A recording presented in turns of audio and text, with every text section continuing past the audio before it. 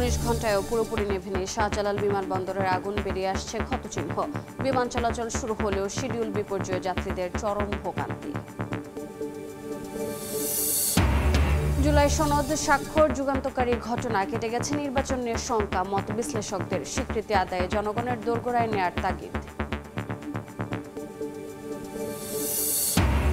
দলীয় প্রতীক শাপলাতেই অনড় এনসিপি, অন্য কিছু বরাদ্দ দিলে আইনি ও রাজনৈতিক লড়াইয়ের হুঁশিয়ারি। আজ সিদ্ধান্ত জানাবে নির্বাচন কমিশন। পাচারের অর্থের খোঁজে বৃষ্টি দেশে, দুদকের চিঠি, পাইপলাইনে আরও 5টি। এখন পর্যন্ত 5,000 কোটি টাকা জব্দের দাবি সম্পদ পুনরুদ্ধার কমিটির।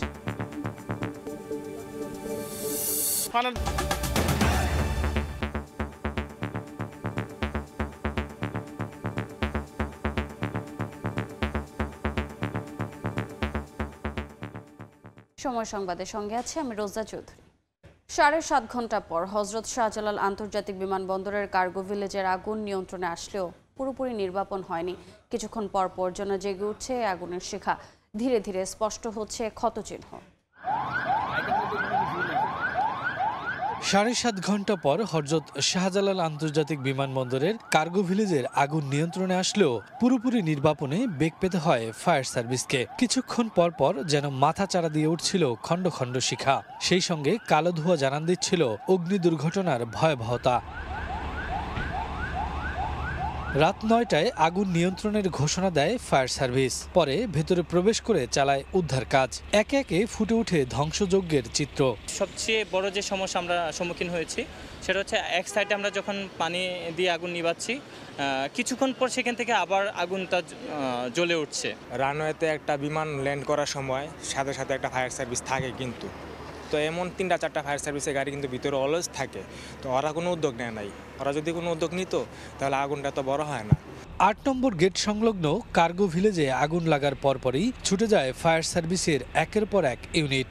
যুক্ত হয় সেনা, বিমান ও নৌবাহিনীও। আহত হন বেশ কয়েকজন। তাদের পাঠানো হয় সিএমএইচ ও কুর্মিটোলা জেনারেল হাসপাতালে। বিস্ফোরণ হওয়ার পরে একটা ধোঁয়া, একটা গ্যাস আসছিল। গ্যাস আসার পরে আমাদের শ্বাসকষ্ট শুরু হয় এবং অত্যন্ত বমি হয়। আগুন নির্বাপন করতে করতে সামনের দিকে এগিয়ে যাচ্ছিলাম, পা পিছলে নিচেই পড়ে গেছি। কেমিক্যাল বাস্ট হয়ে আমরা আহত জায়গায় আহত হই। এর আগে ফায়ার সার্ভিসের মহাপরিচালক জানান, দুর্ঘটনাস্থলে বাতাসের বেগ বেশি থাকায় আগুন নেভাতে বেগ পেতে হয়েছে। সবচেয়ে বড় প্রবলেম ছিল হচ্ছে বাতাস।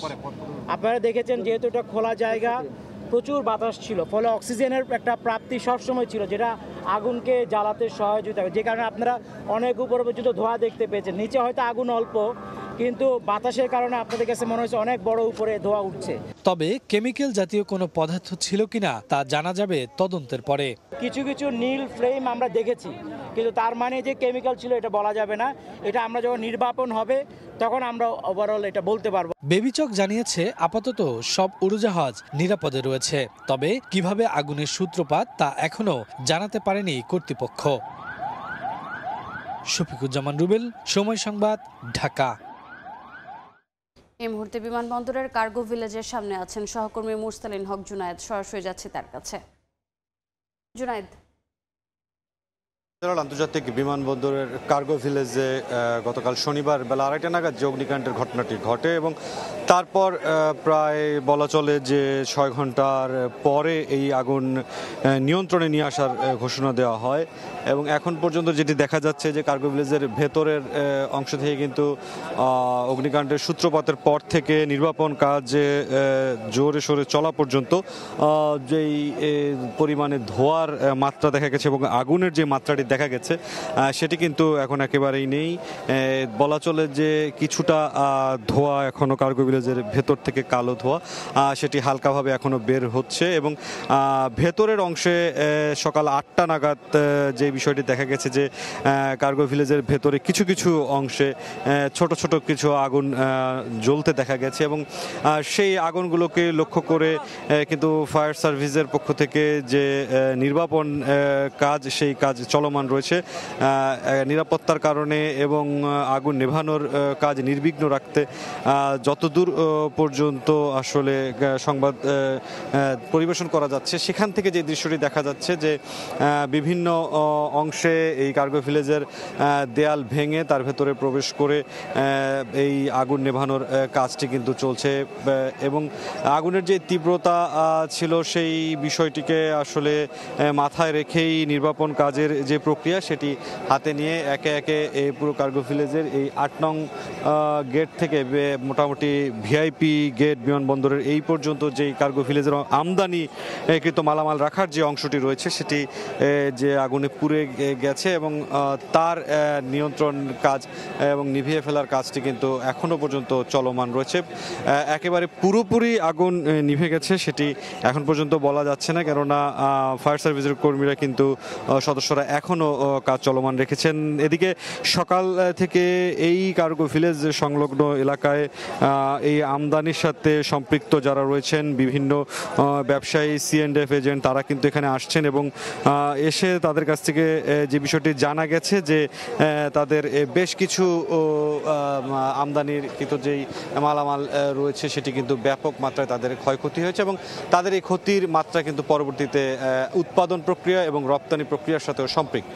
এই ছিল এখন পর্যন্ত হযরত শাহজালাল আন্তর্জাতিক বিমানবন্দরের সবশেষ অবস্থা। সরাসরি যুক্ত ছিলাম হযরত শাহজালাল আন্তর্জাতিক বিমানবন্দরে। এদিকে বিমান চলাচল শুরু হলেও কার্গো ভিলেজে অগ্নিকাণ্ডের ধাক্কা পুরোপুরি সামলাতে পারেনি শাহজালাল বিমানবন্দর। উল্লেখযোগ্য ফ্লাইটই ছাড়তে দেরি হচ্ছে। এতে ভোগান্তিতে পড়েছেন যাত্রীরা, বিশেষ করে ট্রানজিট যাত্রীদের বিড়ম্বনা চরমে। বিমানবন্দর সূত্রে জানা যায় গত রাতে শিডিউলে থাকা অনেক ফ্লাইট ছাড়তে হয় আজ সকালে। কোনো ফ্লাইটকে ঢাকা ছাড়তে হচ্ছে নির্ধারিত সময়ের 10 থেকে 12 ঘন্টা পর। শিডিউল বিপর্যয় এড়াতে পারেনি সকালের ফ্লাইটগুলো। উল্লেখযোগ্য সংখ্যক ফ্লাইট ঢাকা ছেড়েছে নির্ধারিত সময়ের 2 থেকে 3 ঘন্টা দেরিতে।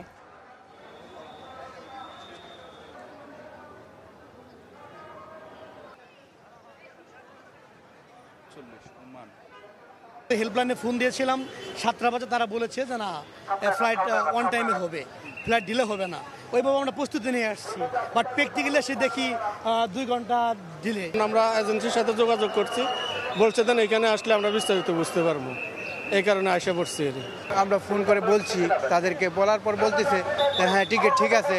এখন এয়ারপোর্টে আসার পরে ভোগান্তি, এতে তো আমাদের জনদুর্ভোগ না। কালকে যদি ফ্লাইট ডিলে হয়ে থাকে ওই যাত্রীগুলি সকালে হয়তো আপনার ক্লিয়ার দিছে, এই জন্য চাপ বেশি হয়েছে। এই মুহূর্তে বিমানবন্দরের টার্মিনাল 1-এ আছেন সহকর্মী ফারুক ভূঁইয়া রবিন। সরাসরি যাচ্ছে তার কাছে।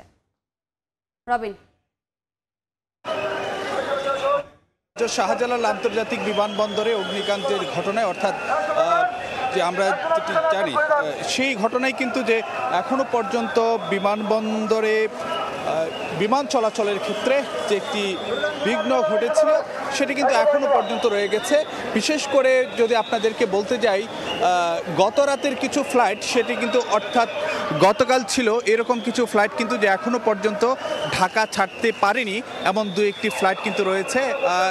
যেটি যদি বলতে যাই যে বেইজিংয়ের উদ্দেশ্যে রাত 10টা 10 মিনিটে ছাড়ার কথা ছিল, কিন্তু সে ফ্লাইটটি এখনও ঢাকা ছাড়তে পারেনি। এটি দুপুর 2:30টা নাগাদ ছাড়ার কথা রয়েছে। অন্যদিকে গুয়াংঝুর উদ্দেশ্যে যে ফ্লাইটটি গত রাতে 11:15টার দিকে ছাড়ার কথা ছিল, সেটিও কিন্তু যে আজ বিকেল 3টার পরে ছাড়ার জন্য আসলে যে নির্ধারিত পুনর্নির্ধারিত সময় দেওয়া হয়েছে। ঠিক এরকমভাবে কিন্তু আমরা যেটি দেখতে পাচ্ছি যে বেশ কিছু ফ্লাইট সকালবেলার যেগুলো ফ্লাইটগুলো রয়েছে সেই ফ্লাইটগুলোও কিন্তু যেটি 2 ঘন্টা 3 ঘন্টা এরকম বিলম্বিত হচ্ছে নির্ধারিত সময়ের তুলনায়।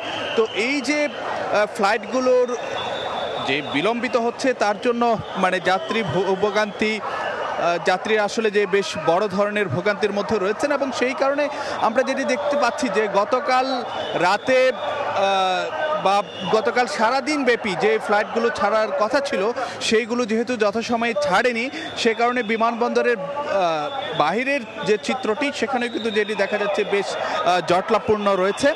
তো বিমানবন্দর কর্তৃপক্ষ যেটি আশা করছে যে হয়তোবা যে খুব সহসাই যে এই যে শিডিউল বিপর্যয়ের যে ঘটনাটি বা যে ধাক্কাটি সেটি আসলে যে কেটে যাবে এবং ধীরে ধীরে আসলে যে স্বাভাবিক সময়ে ফিরতে শুরু করবে সব কিছু, এমনটাই কিন্তু যে বিমানবন্দর কর্তৃপক্ষের সঙ্গে কথা বলা হচ্ছে।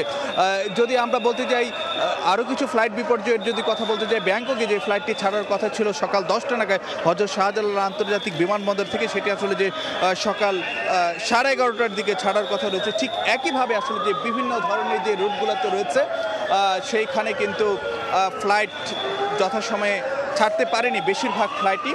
সকালেও এরকম চিত্র রয়েছে। ঠিক একইভাবে কিন্তু যে ফ্লাইটগুলো আসছে হযরত শাহজালাল আন্তর্জাতিক বিমানবন্দরে সেইগুলোও কিন্তু যে নির্ধারিত সময়ের তুলনায় বেশ কয়েক ঘন্টা দেরি করে কিন্তু হযরত শাহজালাল বিমানবন্দরে আসে। তো এই ছিল কার্গো ভিলেজে অগ্নিকাণ্ডের ঘটনায় হযরত শাহজালাল আন্তর্জাতিক বিমানবন্দরে বিমান চলাচলের ক্ষেত্রে যে বিঘ্ন ঘটেছে বা সময়ের যেই বিলম্ব তার সবশেষ খবরাখবর। সরাসরি যুক্ত ছিলাম শাহজালাল বিমানবন্দরের 1 নম্বর টার্মিনালে। শাহজালাল বিমানবন্দরের কার্গো সেকশনে আগুনের ঘটনায় প্রাথমিকভাবে $1 বিলিয়ন ক্ষতির আশঙ্কা করা হচ্ছে বলে জানিয়েছে international air express association of Bangladesh. এই ঘটনার জন্য অব্যবস্থাপনাকে দায়ী করছেন এভিয়েশন বিশেষজ্ঞ ও ব্যবসায়ীরা। জরুরি পণ্য ও কাঁচামাল সহ আমদানি রপ্তানি বাণিজ্যে হযরত শাহজালাল আন্তর্জাতিক বিমানবন্দরের যে কার্গো ভিলেজ ব্যবহার করেন ব্যবসায়ীরা, শনিবার দুপুর পর আগুন লাগে সেখানে। এই অগ্নিকাণ্ডের ঘটনাকে বড় ধরনের অব্যবস্থাপনার প্রতিচ্ছবি হিসেবে দেখছেন এভিয়েশন বিশেষজ্ঞ ও ব্যবসায়ীরা। কাঁচামাল হোক, অন্যান্য বিষয় হোক, এই সবগুলোর এইভাবে পুড়ে ছারখার হয়ে গেছে যে তাতে করে আমরা একটা বড় ধরনের সংকটের দিকে যাবে বলে আমার মনে হয়, এবং কোম্পানিগুলো তাদের প্রোডাকশন সাপ্লাই চেনে ইকোসিস্টেমে একটা বড় ধরনের বিপর্যয় ঘটতে পারে। এটা কি হচ্ছে? এটা হচ্ছে বাংলাদেশের একটা অব্যবস্থাপনার চিত্র উপস্থাপন হচ্ছে। আগুনটা যেখানে লাগলো কার্গোতে, সেইখানে কেন লাগলো এবং এই যে ওইখানে এই ব্যবস্থাপনা ছিল কিনা সেটা কিন্তু দেখতে হবে। যদি না থেকে থাকে সেখানে আমরা দাহ্য পদার্থ বা কেমিক্যাল আইটেম যে আমরা রাখি সেটা আমরা কতটুকু প্রোটেক্টিভলি রেখেছিলাম সেটা আমাদেরকে দেখতে হবে। সেটা অবশ্যই ভাবনার একটা বিষয় রয়ে গেছে। সেখানে কোনো লফুল ছিল কিনা, আমাদের কোনো দুর্বলতা আছে কিনা সেটা বের করতে হবে। এ দুর্ঘটনার বহুমুখী নেতিবাচক প্রভাব দীর্ঘ পরিসরে ভোগাবে বলে শঙ্কা ব্যবসায়ীদের। আমরা যখন এয়ারপোর্ট দিয়ে কোনো মাল আনি বা দেই, সেটা কিন্তু আসলে আমরা সময়ের মূল্যের কারণে আমরা এই এয়ারপোর্টটা ইউজ করি, নাহলে তো আমরা জাহাজে আনতে পারতাম। ফলে এইটা আসলে শুধু গুডসের পরিমাণ দিয়ে, যে গুডসে এখানে আমার 100 কোটি টাকার গুডস বা 200 কোটি টাকার গুডস পুড়ে গেছে, এইটা আসলে এই মূল্যমান দিয়ে আপনি বিচার করলে হবে না। এটার কনসিকুয়েন্সেস ভ্যালু যেটা আছে সেটা আরো অনেক অনেক অনেক বেশি গুণ। এই ঘটনায় $1 বিলিয়ন ক্ষতির আশঙ্কা international air express association of বাংলাদেশের। $1 বিলিয়ন উপরে ক্ষয়ক্ষতি হবে। আমাদের এই বিশেষ করে এয়ার এক্সপ্রেস ইউনিটটা একবারে সম্পূর্ণ ভস্মীভূত হয়েছে। যদি কোনো কারণে সেখানে অনেকগুলো ইউএলডি রাখা আছে, সেই ইউএলডি গুলা থেকে শুরু করে আমাদের বোর্ডিং লিস্ট থেকে শুরু করে যদি সেদিকে যায়, তাহলে that can go lead up to the BA terminal, এবং সেখানে সেটা আমাদের মেইন টার্মিনাল চলে যেতে পারে। বাট আমরা অপেক্ষা করছি যে আমাদের অগ্নি নির্বাপক বাহিনী সেটা কতটুকু নিয়ন্ত্রণে আসতে পারে। ক্ষতি কাটিয়ে উঠতে সরকারি বেসরকারি উদ্যোগে দ্রুত কর্মপরিকল্পনা সাজানোর তাগিদ সংশ্লিষ্টদের। কামরুল হাসান সবুজ, সময় সংবাদ, ঢাকা। সময় সংবাদে আরো থাকছে।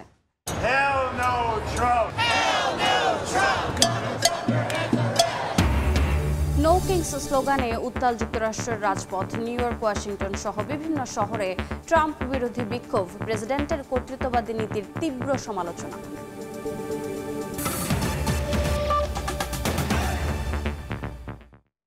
অনিশ্চয়তা পাশ কাটিয়ে অবশেষে স্বাক্ষরিত হয়েছে রাষ্ট্র সংস্কারের রূপরেখা, জুলাই জাতীয় সনদ 2025।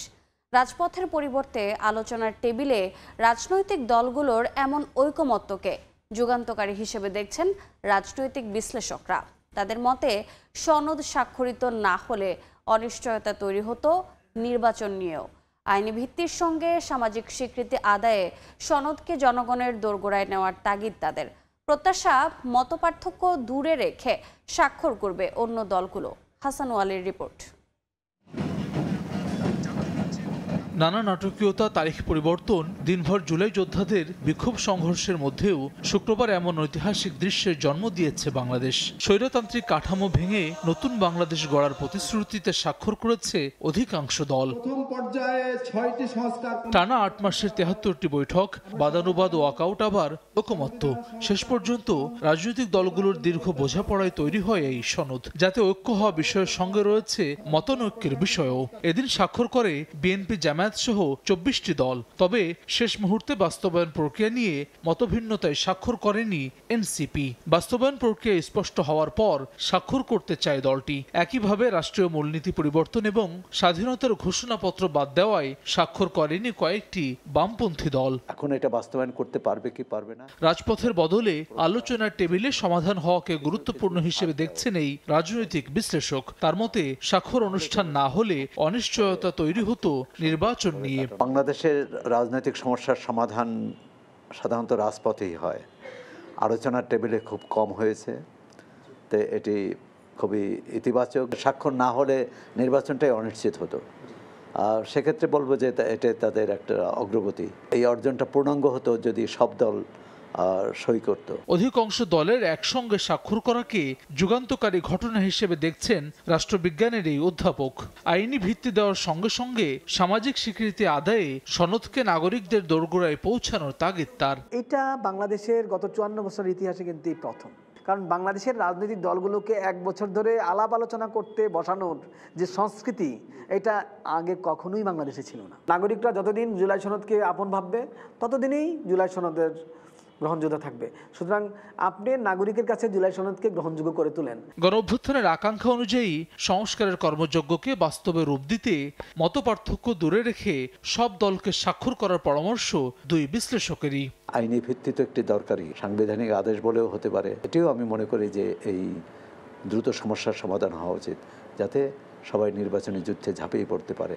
আপনার কিছু দাবি দেওয়া থাকতে পারে, কিন্তু আপনি তো এখনো সময় আছে, এবং যেহেতু সব দল একমত হয়েছে, প্রধান উপদেষ্টার কিছু ইন্টারভেনশন থাকলে অথবা ঐকমত্য কমিশন যদি আবার কিছু কাজ করতে পারে, বাকিদেরকে নিয়েও এটা স্বাক্ষর কমপ্লিট করা যাবে। 15 ফেব্রুয়ারি যাত্রা শুরু করা ঐকমত্য কমিশনের মেয়াদ বাড়ানো হয়েছে তৃতীয়বারের মতো। 31 অক্টোবর পর্যন্ত বহাল থাকবে কমিশনের কার্যক্রম। এর মধ্যে বাস্তবায়ন প্রক্রিয়া সরকারের কাছে সুপারিশ করার কথা রয়েছে কমিশনের। এই সময়সীমার মধ্যে স্বাক্ষর করার সুযোগ থাকছে এনসিপি সহ অন্য দলগুলোরও। হাসান ওয়ালি, সময় সংবাদ, ঢাকা।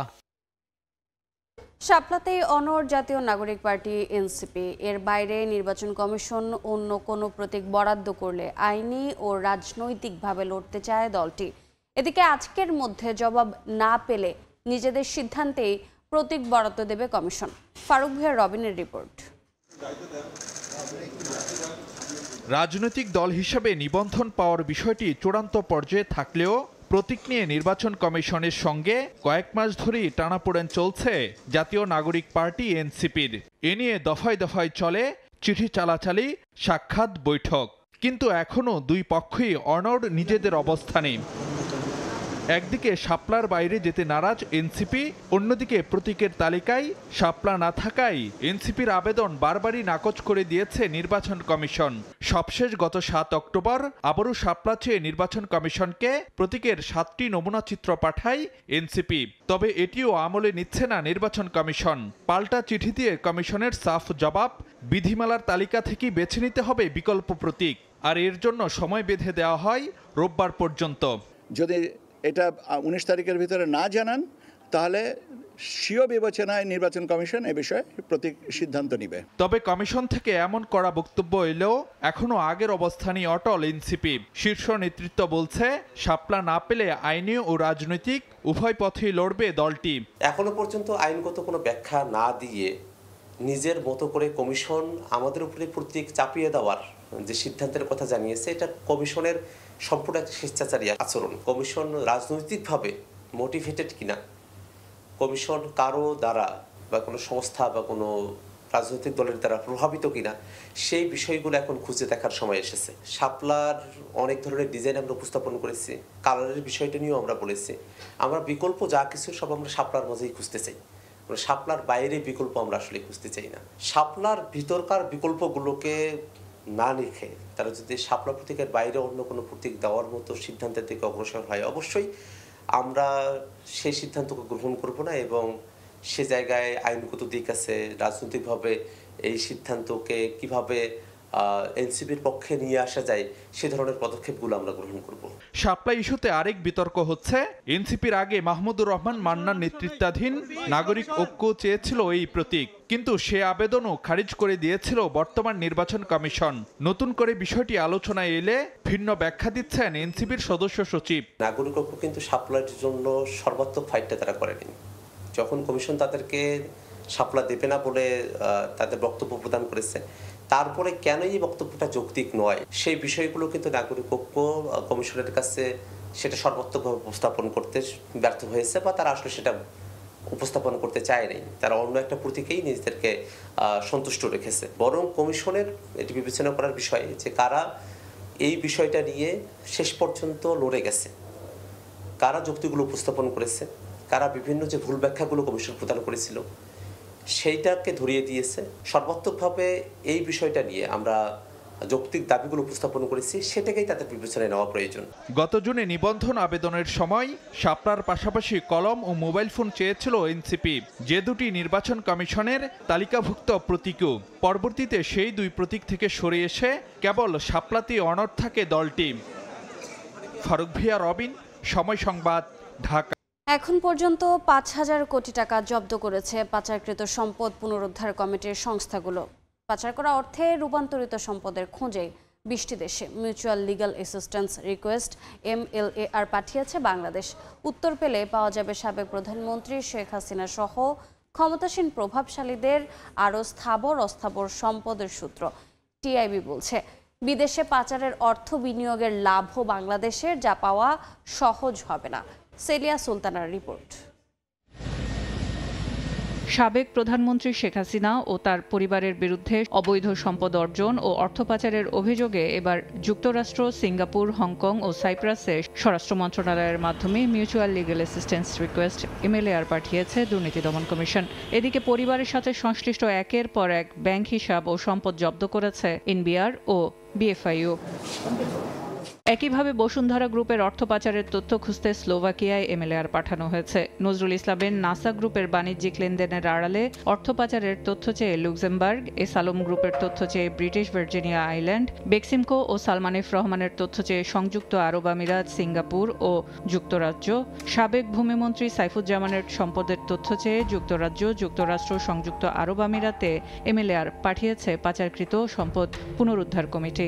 এছাড়া পাচার করা অর্থ অনুসরণ করতে গিয়ে থাইল্যান্ডেও অর্থ পাচারের সূত্র মিলেছে।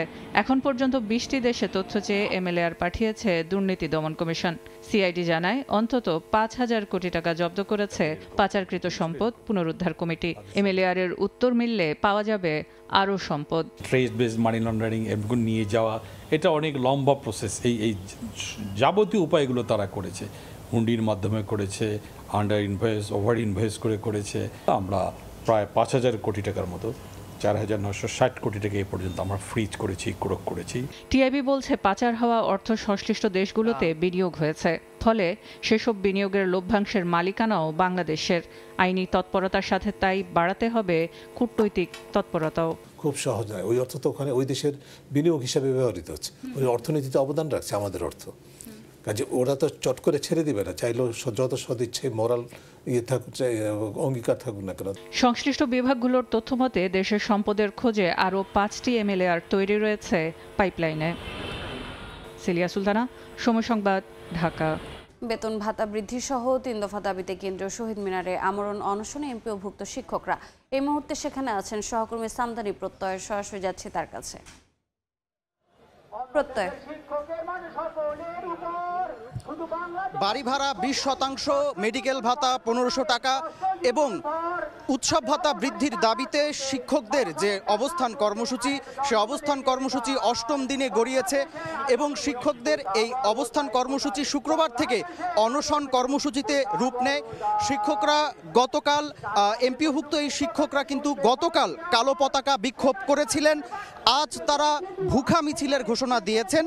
আজ শিক্ষা ভবন হয়ে কদম ফোয়ারা ঘুরে ভুখা মিছিলটি আবার শহীদ মিনারে এসে শেষ হবে।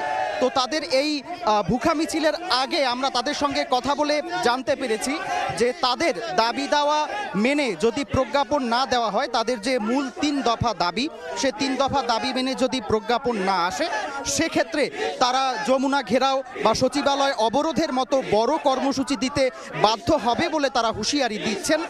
একই সঙ্গে তাদের এই যে আন্দোলন, 3 দফা দাবির আন্দোলনের সঙ্গে গতকাল গণ অধিকার পরিষদ, এনসিপি এবং বিএনপি তারা কিন্তু এই শিক্ষকদের আন্দোলনের সঙ্গে রাজনৈতিক দলগুলোও কিন্তু সংহতি জানিয়েছে। রাজনৈতিক দলগুলো তাদের আন্দোলনের যে ন্যায্যতা, সেই ন্যায্যতাকে সমর্থন জানাচ্ছে। শিক্ষকদের সঙ্গে আমরা কথা বলে জানতে পেরেছি যে 12ই অক্টোবর থেকে তারা যখন প্রেস ক্লাবে ছিলেন, সেই প্রেস ক্লাবের শান্তিপূর্ণ আন্দোলন তাদেরকে যখন সরিয়ে দেওয়া হয়, সেই আন্দোলন থেকে তাদেরকে সরিয়ে এসে তাদেরকে যখন নিয়ে আসা হয় এই শহীদ মিনারের এখানে, তখন থেকে কিন্তু তারা 8 দিন ধরে এই আন্দোলন চালিয়ে যাচ্ছেন। তো শিক্ষকরা এখানে হুঁশিয়ারি দিচ্ছেন আজকেও যে যদি শিক্ষা উপদেষ্টা পদত্যাগ না করেন এবং তাদেরকে প্রজ্ঞাপন দিয়ে তাদের এই 3 দফা দাবি মেনে নেওয়া না হয়, তাহলে তারা তাদের এই আন্দোলন আরও দীর্ঘায়িত করবেন এবং সচিবালয় বা যমুনা অভিমুখে ঘেরাও কার্যক্রমের মতো কঠোর কর্মসূচি দিতে তারা বাধ্য হবে বলে হুঁশিয়ারি দিচ্ছেন। এই ছিল শিক্ষকদের অবস্থান থেকে আমার কাছে সবশেষ। সরাসরি যুক্ত ছিলাম কেন্দ্রীয় শহীদ মিনারে। দেখছেন সময় সংবাদ, সঙ্গে থাকুন। জেলা সদর হাসপাতাল সহ বেশিরভাগ সরকারি হাসপাতালে মিলছে না অ্যাম্বুলেন্স সেবা। কোথাও নষ্ট, আবার কোথাও নেই চালক। বেসরকারি অ্যাম্বুলেন্স দিয়ে জরুরি সেবা কার্যক্রম চললেও রয়েছে অতিরিক্ত ভাড়ার অভিযোগ রোগীদের। তবে দ্রুত বিষয়টি সমাধানের আশ্বাস ডেপুটি সিভিল সার্জনের। আলপনা বেগমের তথ্য ও আবু সুফিয়ানের তোলা ছবিতে রিপোর্ট।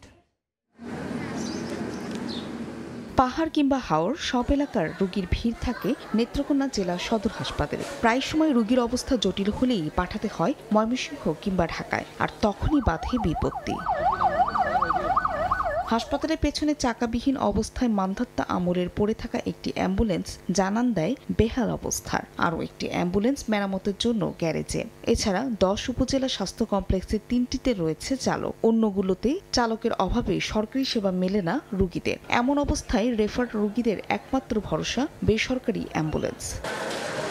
ময়মনসিংহ পর্যন্ত সরকারি অ্যাম্বুলেন্সে ভাড়া 900 টাকা হলেও বেসরকারিতে গুনতে হয় দ্বিগুণ থেকে 3 গুণ টাকা। সরকারি অ্যাম্বুলেন্স আপনার সেন্টিমেন্ট আছে, কিন্তু ওরা যেতেছে না, অথবা যেতেছিল ওরা ভারত রেট বাড়ে 800 টাকা, ওরা কিছু টাকা বেশি চায় বই থাকে। আমাদের যতগুলো গরিব অসহায় মানুষ আছে, সরকারিভাবে অ্যাম্বুলেন্স না থাকার কারণে আমরা অনেক কষ্ট পাই।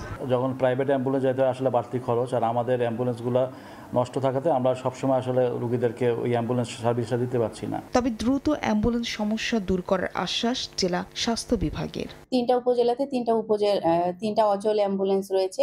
ওগুলো সচল করার জন্য আমরা উপর লেভেলে আমরা চিঠি পাঠিয়েছি, অতি দ্রুত সেটা আমরা সমাধান পাবো। নেত্রকোনার 11টি সরকারি হাসপাতালে অ্যাম্বুলেন্স রয়েছে 12টি, এর মধ্যে সচল 7টি। সময় সংবাদ, নেত্রকোনা। বিধি অনুযায়ী এনসিপিকে শাপলা প্রতীক দেওয়া যাচ্ছে না বলে জানিয়েছেন নির্বাচন কমিশনার আনোয়ারুল ইসলাম সরকার। সকালে সিলেট পুলিশ লাইন্সে সাংবাদিকদের এ কথা জানান তিনি। এছাড়া নির্বাচন ফেব্রুয়ারিতে না হওয়ার মতো কোনো ঘটনা ঘটেনি উল্লেখ করে রমজানের আগেই ভোট হবে বলে আশ্বস্ত করেন ইসি। বিধি অনুযায়ী আমাদের তালিকায় যে মার্কাগুলো রয়েছে, যে প্রতীকগুলো রয়েছে, সেগুলোর মধ্যে যে প্রতীকটা চাচ্ছেন সেই প্রতীকটা না থাকার কারণে নির্বাচন কমিশন দিতে পারছেন। নির্বাচন ফেব্রুয়ারিতে না হওয়ার মতো কোনো কাজ বা কোনো ঘটনা এখনো ঘটেনি এবং অনেক কিছুই মিডিয়াতে আসছে। এগুলো আশা রাখি এগুলো আমাদের নির্বাচনে কোনো প্রভাব পড়বে না। আপনারা সবাই জানেন ফেব্রুয়ারি মাসে, রমজান মাসের আগে নির্বাচন অনুষ্ঠিত। ডোনাল্ড ট্রাম্পের বিরোধিতায় যুক্তরাষ্ট্র জুড়ে বিক্ষোভে নেমেছেন লাখো মানুষ। ট্রাম্প প্রশাসনের কর্তৃত্ববাদী নীতির বিরুদ্ধে এই প্রতিবাদ। প্রেসিডেন্ট ডোনাল্ড ট্রাম্প যুক্তরাষ্ট্রের রাষ্ট্রপ্রধান নয়, তিনি দেশের রাজা হিসেবে স্বৈরশাসন করছেন, এমনটাই অভিযোগ দেশটির সাধারণ মানুষের। শনিবার ট্রাম্পের প্রশাসনিক পদক্ষেপের বিরুদ্ধে দেশজুড়ে ২৫০০-এরও বেশি জায়গায় একযোগে বিক্ষোভ হয়। নিউ ইয়র্ক টাইমস স্কয়ার, শিকাগোর গ্রান্ট পার্ক, ওয়াশিংটন ডিসি ও মায়ামিতে রাস্তায় নামেন হাজারো মানুষ। ব্যানার আর নানা স্লোগান তুলে গণতন্ত্রের পক্ষে সরব নাগরিকরা বলছেন, যুক্তরাষ্ট্রে কোনো রাজা নেই, জনগণই রাষ্ট্রের মালিক। আন্দোলনকারীরা স্লোগানের সঙ্গে ব্যানার, বেলুন হাতে মিছিল করেন। সেখানে মানুষের উচ্ছ্বাস ও দৃঢ় প্রতিবাদ স্পষ্ট। ডোনাল্ড ট্রাম্প তার কার্যনির্বাহী ক্ষমতার সীমা অতিক্রম করছেন এবং আমরা এখানে সবাই প্রতিবাদ করতে এসেছি যেন তিনি এই অতিরিক্ত ক্ষমতা ব্যবহার করতে না পারে, কারণ জনগণ ট্রাম্পের এমন আচরণ সহ্য করবে না। ডোনাল্ড ট্রাম্প যুক্তরাষ্ট্রের ইতিহাসের সবচেয়ে দুর্নীতিগ্রস্ত প্রেসিডেন্ট। তিনি ধাপে ধাপে এই পরিকল্পনা বাস্তবায়ন করছেন। মুক্ত ভাষণ, সুষ্ঠু নির্বাচন, স্বাধীন গণমাধ্যম, শান্তিপূর্ণ প্রতিবাদ ধ্বংস করার চেষ্টা করছে। তবে সত্য হলো তিনি এখনো জিততে পারেননি। এই দেশে জনগণই এখনো শাসক। সরকারের স্থবিরতা ও নির্বাহী ক্ষমতার অতিবৃদ্ধিকে ট্রাম্প বিরোধীরা বলছেন বর্তমান প্রেসিডেন্ট মার্কিন গণতন্ত্রের জন্য হুমকি। 18 দিন ধরে চলা শাটডাউনের মধ্যে আয়োজিত এই সমাবেশগুলোতে বক্তারা জানান, যুক্তরাষ্ট্রের সাংবিধানিক ভারসাম্য প্রশ্নের মুখে। আমেরিকান সিভিল লিবার্টিস ইউনিয়ন জানিয়েছে তাদের আইনজীবী দল শান্তিপূর্ণ ও প্রশিক্ষিত বিক্ষোভ নিশ্চিত করতে মাঠে কাজ করছে। যুক্তরাজ্য, মাদ্রিদ, জার্মানি ও বার্সেলোনায় মার্কিন দূতাবাস ঘিরে শত শত মানুষ বিক্ষোভ করে। বিশ্লেষকরা মনে করছেন শনিবারের এই সমাবেশ আধুনিক যুক্তরাষ্ট্রের ইতিহাসে সবচেয়ে বড় নাগরিক প্রতিবাদ হতে পারে, যেখানে অংশ নিয়েছেন আনুমানিক ৩০ লাখ মানুষ। মালিহা সুহরওয়ার্দী, সময়গুলো জানিয়ে দিচ্ছি আরেকবার। 19 ঘন্টায় পুরোপুরি নেভেনি শাহজালাল বিমানবন্দরের আগুন, বেরিয়ে আসছে ক্ষতচিহ্ন। বিমান চলাচল শুরু হলো, শিডিউল বিপর্যয়ে যাত্রীদের চরম ভোগান্তি। জুলাই সনদ স্বাক্ষর যুগান্তকারী ঘটনা, কেটে গেছে নির্বাচন নিয়ে শঙ্কা। মত বিশ্লেষকদের স্বীকৃতি আদায়ে জনগণের দোরগোড়ায় নেয়ার তাগিদ।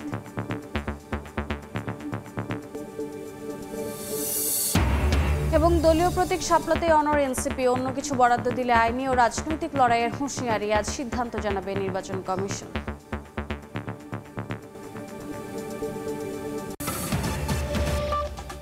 এই ছিল সময় সংবাদে। এরপর এ সময়ের বাণিজ্য নিয়ে সঙ্গে থাকবেন সাদিক হাসান ইমন। ধন্যবাদ রোজা চৌধুরী। এই সময়ের বাণিজ্য নিয়ে আসছে কিছুক্ষণ পর, সঙ্গে থাকুন সময়ের।